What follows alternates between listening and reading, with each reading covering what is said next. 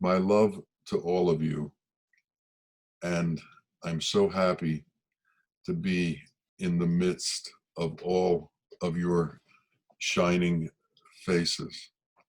Allah, in this difficulty where we are all isolated and alone, has found a way to bring us all together from all over the world and to put us close to each other so that we can share our love, and in that sharing, our love grows.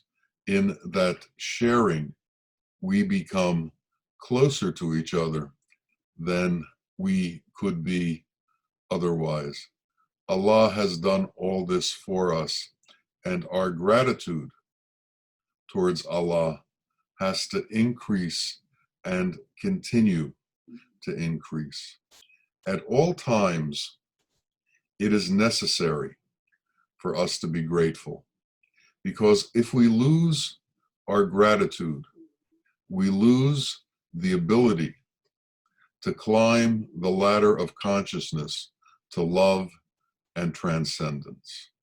Gratitude is one of the keys to keeping us open to be receptive to Allah and His plenitude. Without gratitude, we don't see plenitude. Without gratitude, things seem barren. Things seem as if we are lacking. But when there is gratitude, warmth fills us, and our heart becomes full, and we are put in a place of contentment, joy, and peace. So even if you only have a piece of bread, if you are grateful for it, it is the same as a banquet. And if you have a banquet and you're not grateful for it, it's as if you were eating sand. Gratitude is so incredibly important for us, and we must constantly be aware of gratitude, what it does for us, and how it connects us to reality. When we lack gratitude, we are left with illusion, and we are left with seeing that which surrounds us, the elemental world. And we are left with a feeling that we don't have enough.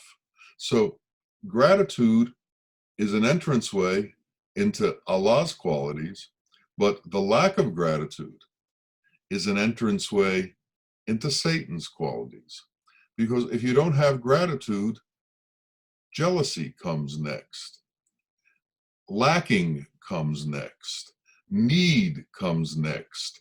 Desire comes next. And all of the qualities that take us away from reality, all of the qualities that put us in illusion and this constant striving for something that we can't solve. We cannot find peace through illusion. We cannot find peace through the elemental world. We believe we can do that because the mind indicates to us that we can do that, because the mind is connected to the elements. The mind is elemental. So the mind tells us about elemental solutions. But elemental solutions will not bring us peace. Elemental solutions will not bring us contentment. Elemental solutions will not bring us love. The elemental love is lust. Real love is divine. And there is such an enormous difference between elemental lust love and true love that if you can contemplate that, if you can just spend some time thinking about that and thinking about the difference Between them, you can begin to understand the difference between illusion and reality. Reality is eternal. Reality is everlasting. Reality has the qualities of God. Illusion is fleeting. Illusion gives you a temporary fix that has no substance to it.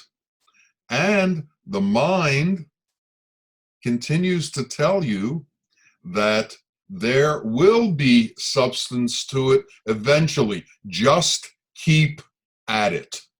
Don't stop. It's just that you don't have enough. So the mind will tell you that even though lust did not satisfy you, next time it might. Keep at it. You just haven't had enough of it. Money will satisfy you. You just need more. You haven't had enough. If you get more, you will finally get to the place of peace. Fame will satisfy you. You just don't have enough. Power will satisfy you. You just don't have enough. This is the talk of Satan. And this is what Satan says. And what Satan is attempting to do is keep us on the treadmill of illusion. And the way he keeps us on the treadmill of illusion is with the lie that there can be satisfaction in illusion. It's just that we need more. So we spend our entire life chasing these illusory things that can't give us any satisfaction. We're looking for something that isn't there. We are imagining that we can find something there that just doesn't exist there. Fortunately, there comes a time when you go through this for so long that you come to the conclusion that there must be something else. And that's when a teacher finds you.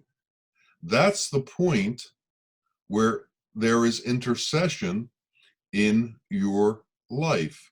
When you have the experience of being unable to fulfill that hole inside of yourself through the constant interface with illusion, Allah comes and says to you through himself directly, through his angels, through his ketubs, through his friends, through his helpers, through his scriptures, through some medium, Allah comes into your life and says, there's another way.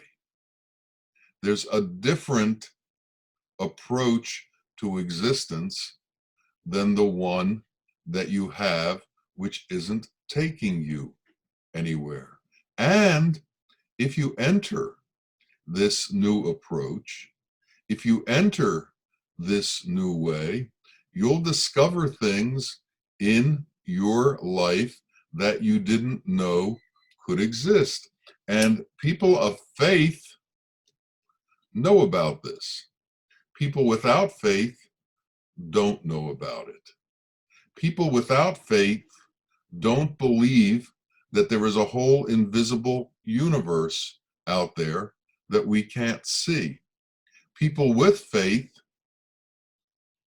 are convinced and are very sure that that world exists, and they see it in action on a constant basis.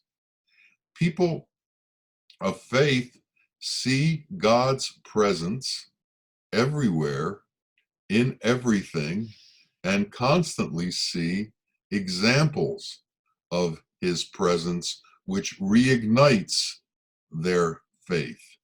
And this happens because they are open to it. So we need to open ourselves. We need to open ourselves to truth. We need to open ourselves to reality. We need to open ourselves to God. We have to create a space within us that is constantly accessible to reality, so that when we encounter reality, we can be aware of it. In my own experience, this encounter with reality happened when I met Bawa Muhaiyaddeen, my teacher. Now, prior to meeting him, I had gone through years and years of schooling and years of teachers and years of fruitless endeavors to try to understand what was going on in my life. Years and years of trying to find peace. Years and years of trying to make sense out of things. But it didn't happen. And when I met Bawa, I understood why it didn't happen. It didn't happen because none of the teachers that I met knew what they were talking about. But it didn't stop them from talking. None of them understood reality, but it didn't stop them from acting as if they understood reality. And it didn't stop them from assuming that they were authorities. One of the great dangers in this world is so many people put on the hat of authority and proclaim. And anybody who stands on a street corner is going to get somebody to listen to them. But when I was in front of Bawa for the first time, I knew that I was in front of somebody who actually understood what they were talking about and was living what they were talking about. And he explained that reality is not what we see. It's not this world that we were born into, but it existed before we were born. It's going to exist after this lifetime, and it exists eternally. And it's available to us to integrate into it if we assume and become that which it is. So we need to lead a life where our purpose is to begin to understand what God is. And the way we go about this is to understand God's qualities. And it's only through understanding God's qualities that we can begin to understand God. So these qualities, when God does them, they are his name, but they're also what he does. God is Rahman and Rahim, but he is also Rahman and Rahim in his actions towards us. His name is mercy and compassion, but he is merciful and compassionate towards us. So for us to truly be worthy of his presence and to be truly worthy to be in his presence, we have to be in his qualities. And when we are in his qualities, we are in his presence. When we act in his qualities, we are in his presence. But if we don't act in his qualities, we are not in his presence. We have left his presence for illusion. Now, to maintain the state of his qualities, to maintain ourselves in reality, is the work that we are given. And it's the daily work that we have to do. And it's a constant effort that we have to put forth to stay in that place. Now, if we don't get enough sleep, we can fall out of that state. If we have a fight with our wife, we can fall out of that state. If we have difficulty at work, we can fall out of that state. But what does that show? It shows that we give more importance to our workplace, to our petty disagreements, to our worldly needs than we give to maintaining a relationship with reality. So we have to set up priorities in our existence. And the main priority has to be to maintain a relationship with reality. God is reality. One of his names is Hak. Hak means reality. When we talk about Hakikat, which is the elevated state in Sufism, where you are within range of Allah's qualities, it's called Hakikat, which means you've traveled into reality. So we must constantly have in our process an understanding of, are we in a reality or have we slipped from reality into illusion? And it's easy to be able to gauge where you are. It's easy to do, but do we do it? Do we constantly gauge our own status? Are we constantly aware of where we are in connection with reality?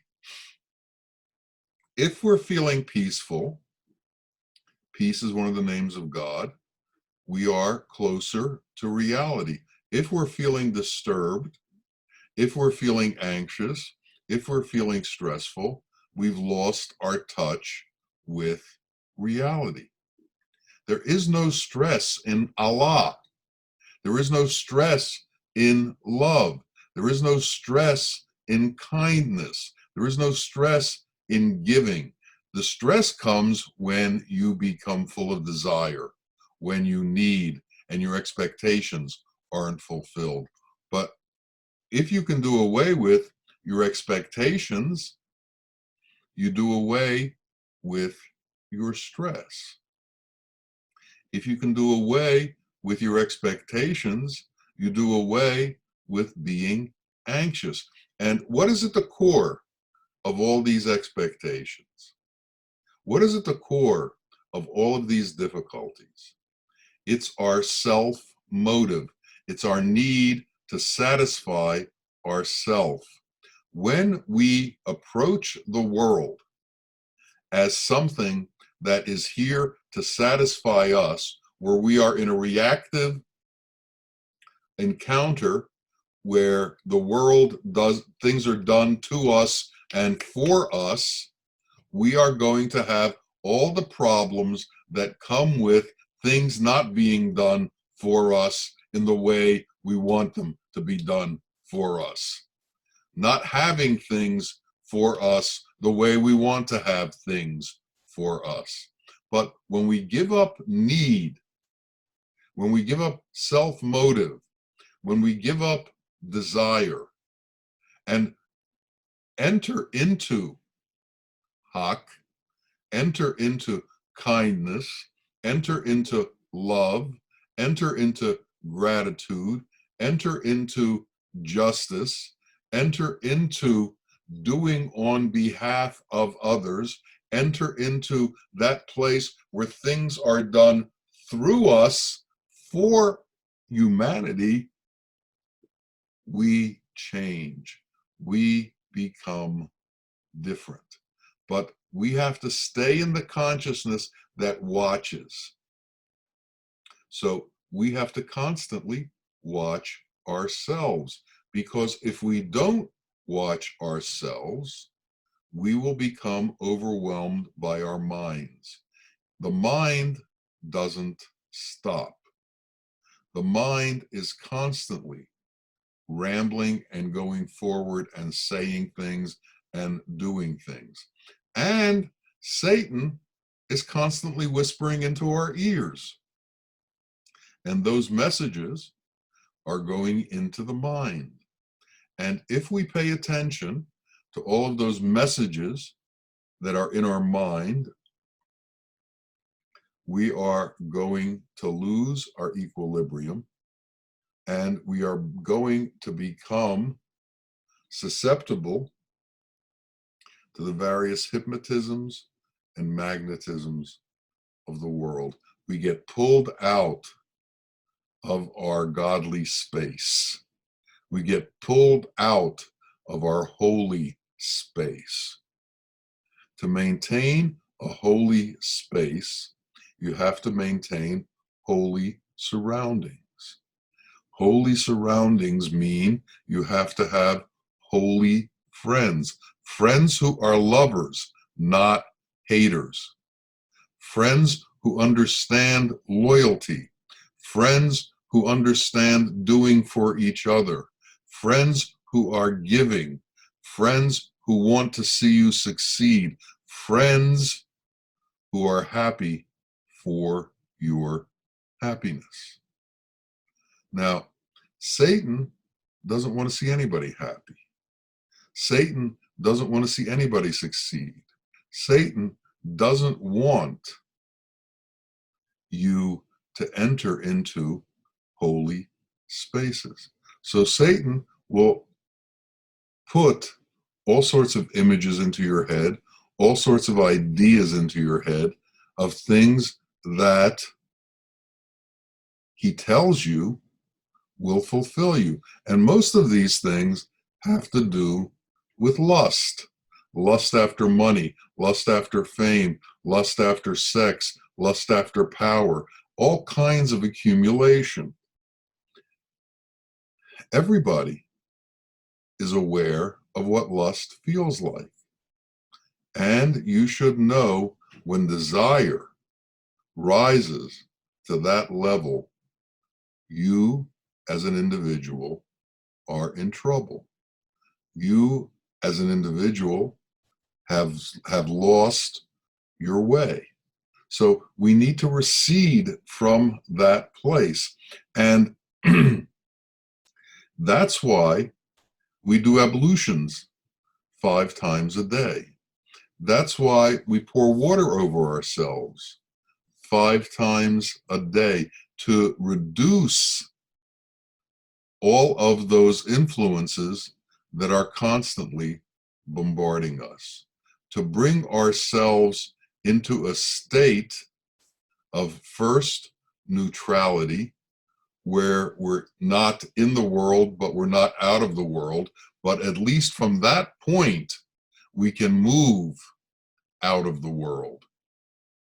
You have to become neutral before you can become godly, before you can become holy. You have to get away from where you were. It's like if a train is going 100 miles in one direction, 100 miles per hour in one direction, it has to stop in order to go the other direction. But to stop takes a lot of effort. If you've ever seen a train stopping that's been going fast, you'll see sparks fly from its wheels because of all of the friction involved in stopping. So we need to stop, and then we need to turn around and go in the other direction. But this takes constant analysis of our state. This takes a constant ability to watch who we are. And there are a lot of mystics and holy men talk about this, and they say that you need to set up a watcher who watches you. So as you go through your life, you should also be watching your life simultaneously. and you should be judging your life simultaneously. Now, we shouldn't be involved in judging others, but we should be involved in judging the appropriate behavior of ourselves and whether or not we are being appropriate and whether or not our behavior is appropriate. And if our behavior is not appropriate, we need to be able to know the following things. What are the triggers that take us to inappropriate behavior? What are the situations that set up inappropriate behavior? What are the circumstances that we fall victim to that put us in inappropriate behavior? And if we figure those things out, if we look at those things closely, then we can begin to know that we shouldn't do certain things because they lead to other things. Now, because we're all isolated right now, there's not a lot of places we can go. But we have access to the internet. We have access to television. We have access to lots of things that may be good for us and may not be good for us. For instance, we're using the internet right now, but we're using it for a loving, kind, holy purpose. But it can also be used for so many other purposes. And it's like that with so many things in the world, including ourselves. We can be a holy purpose, or we can be an unholy purpose. I know people that I don't want to be in the same room with them because it's a dangerous situation. It's dangerous for me, and it's also dangerous for themselves. We need to keep ourselves cloistered in appropriate situations. Why are there monasteries? Because there are people who've decided that the best way for them to stay in holy situations is to entirely remove themselves from the world and put themselves in a place that is separate from the world.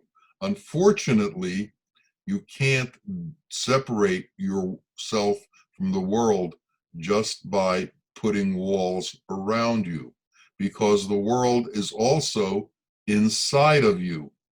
So you have to separate yourself from the world inside of you. You have to separate yourself from everything that's inside of you that wants to be in the world, that wants to be attached to the world. So we can't just be holy externally.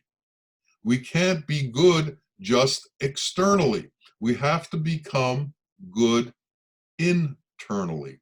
We can't be a hypocrite. And if you read the Quran, you will see that one of the great sins in the Quran, and a sin that is constantly referred to, is hypocrisy. People are not what they think. People do but have thoughts that are different than what they do. People carry animosities but act as if they're kind. We need to be able to totally be integrated with our inner feelings and outer actions. There can't be a separation between the two. Now, we can't read each other's thoughts, but we know our thoughts. We can't see into each other's minds, but we can see into our minds. We can't truly understand deeply other people's feelings, but we can see our feelings and we can know where we are. So what we have to do is correct ourselves. And as we correct ourselves and as we become a totally integrated being integrated into God's qualities inside and outside, in being and in action, we become closer and closer to Hak. And you've all, for those of you who haven't heard, there was a mystic whose name was Halaj. He was probably around the 12th to 14th century. And he said, Anil Hak, which means I am reality. What he meant was that he has left the illusory world. He's not influenced by the illusory world, and the qualities that are God's qualities have become his qualities, and he's integrated himself with those qualities. Now, he made a mistake in that he went about saying this publicly. And within the world of the Sharia, the world of rules of regulations in religion, you can't say things like that. And he was eventually killed because of what he said. So we can never proclaim Anil Haq, but it should be our intention to become Haq. It should be our intention to enter into reality. It should be our intention to make ourselves real. And that word, reality, should become very important to us. And we should know when we are in touch with reality and when we are in touch with illusion. Now, inside of monasteries, where they've tried to separate themselves from illusion, they still have the personal animosities between the various monks.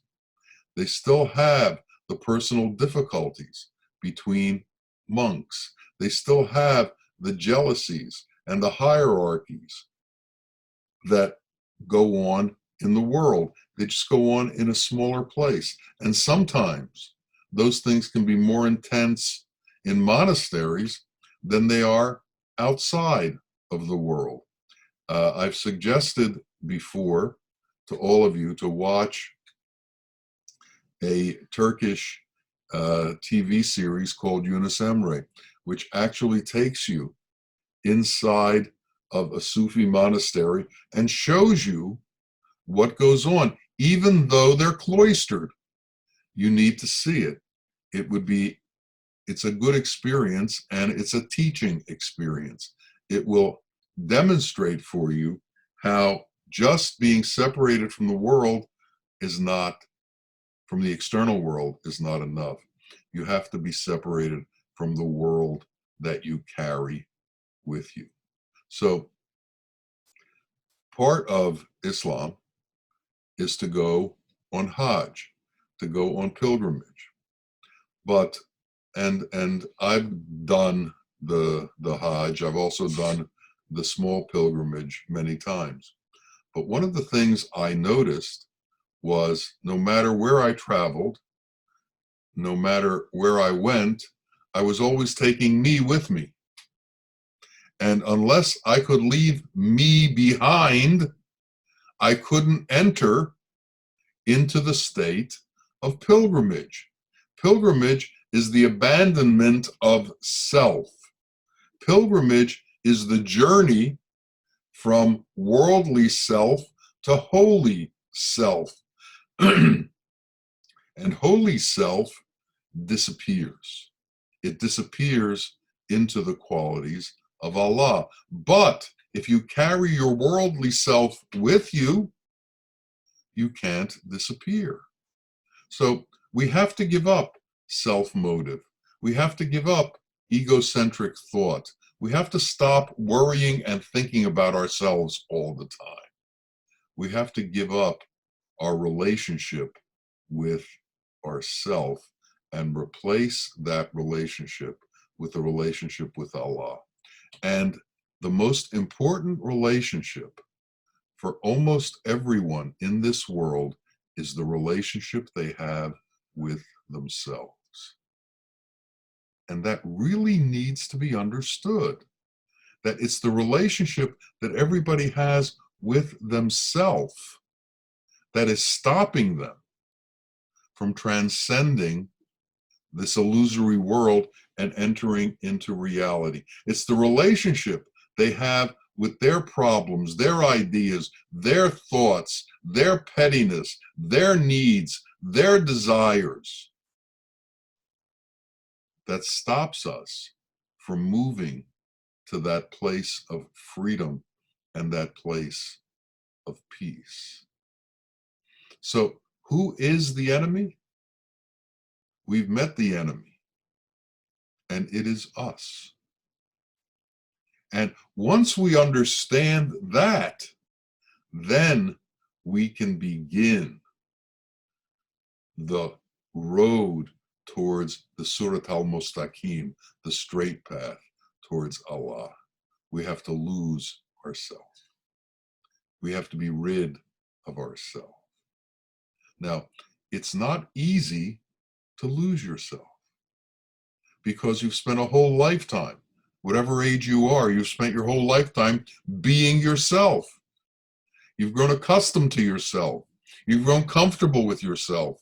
And you've spent a whole lifetime fulfilling your supposed needs. Well, all of a sudden, you learn you have to give that up in order to find real peace.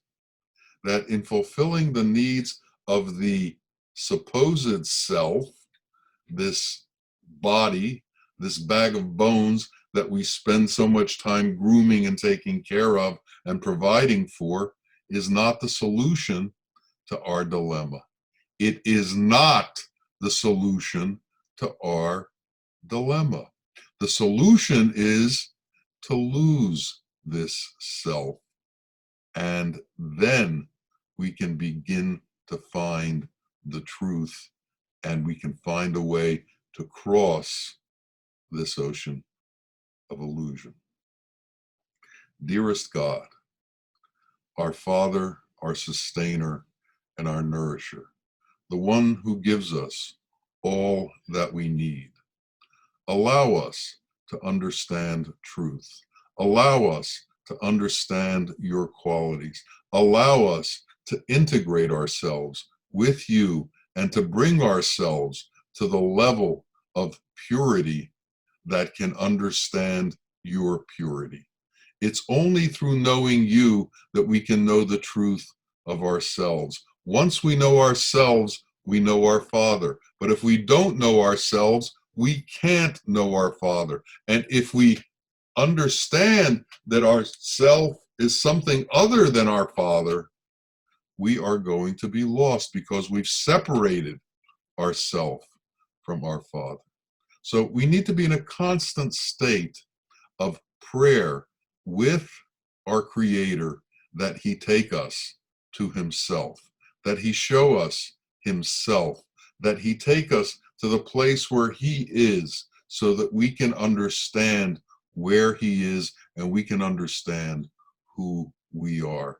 And in this time when we're isolated, we have more time to do that. So we should look at this time as a time of opportunity to bring ourselves closer to God, as a time of opportunity to increase our love, as a time of opportunity to come closer to truth. Allah is the only one who can do this for us. And the only way to get it done is to surrender to Him, so that His will is integrated with our will, and His direction is direction that we go. May that be what happens to us, each of us. May He take each of us towards Him and take us to the levels of purity that it takes to know Him. May our hearts be opened so we can see reality, and our vision is not limited to just illusion. May the truth be open to us. We've all had glimpses. May that glimpse become what we see all the time. May truth become what we see all the time. May reality become what we see all the time. May hakikat be our life. Ameen. Ameen. Ya Rabbil Alameen. Assalamu alaikum wa rahmatullah wa barakatuhu. May his blessings fall on each of us. May his blessings and his grace overwhelm us and allow us to know him. Ameen. Amen.